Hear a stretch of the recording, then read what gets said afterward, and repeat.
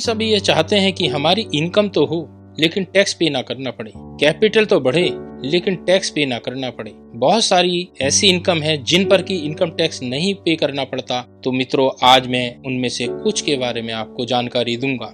इस तरह की पहली इनकम है कृषि आय अर्थात एग्रीकल्चर इनकम, जिस पर सेक्शन 10(1) के तहत कोई टैक्स नहीं भरना पड़ता। इसके अतिरिक्त प्रोविडेंट फंड और पब्लिक प्रोविडेंट फंड पर मिलने वाले ब्याज भी सेक्शन 10(11) के तहत कर मुक्त होता है। यदि आप किसी फर्म में पार्टनर हैं तो उस फर्म के प्रॉफिट में आपका जो हिस्सा है उस पर भी आपको सेक्शन 10(2) के अंतर्गत कर नहीं देना पड़ता। मित्रों, सेक्शन 10(4) के अंतर्गत कुछ ऐसी सिक्योरिटीज हैं जिनसे मिलने वाले ब्याज पर एनआरआई को इनकम टैक्स नहीं देना पड़ता। सेक्शन 10(d) के अंतर्गत आपको अपनी LIC पॉलिसी पर मिलने वाली किसी भी धनराशि जैसे सर्वाइवल बेनिफिट, मैच्योरिटी, बोनस इत्यादि पर कोई टैक्स नहीं देना पड़ता।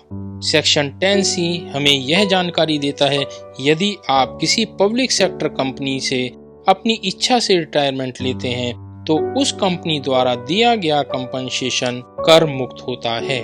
इसके अतिरिक्त सेक्शन 10(11)(a) के तहत सुकन्या समृद्धि अकाउंट में से मिलने वाला भुगतान भी कर मुक्त होता है।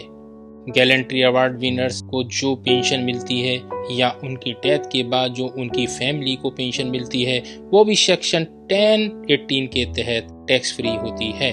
साथ ही आर्म्ड फोर्सेस के मेंबर्स के परिवार को मिलने वाली फैमिली पेंशन सेक्शन 10(19) के अंतर्गत टैक्स फ्री होती है। बात करें बच्चों की तो प्रत्येक बच्चे की 1,500 रुपए तक की इनकम सेक्शन 10(32) के अनुसार कर मुक्त होती है।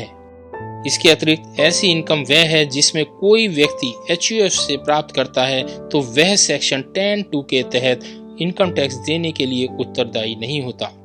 आने वाली वीडियो में मैं ऐसी ही और टैक्स फ्री इनकम के बारे में आपको बताऊंगा।